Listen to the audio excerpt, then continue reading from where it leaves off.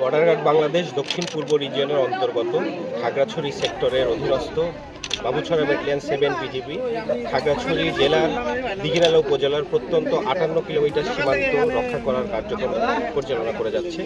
এই সীমান্ত রক্ষায় আমরা অবৈধ অনুপ্রবেশ, চোরাচালান বিরোধী অভিযান থেকে শুরু করে যে কোনো ধরনের মাদক অথবা অস্ত্রের চালানকে আমরা প্রতিরোধে কার্যকরী ভূমিকা পালন করে যাচ্ছি।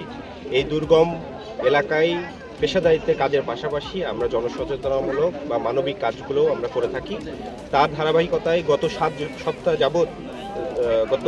দিন যাবৎ আমরা বাবুছড়া ইউনিয়ন সহ এই দিঘিনালা উপজেলার 5টি ইউনিয়নে আমাদের এই মানবিক কার্যক্রম পরিচালনা করেছি।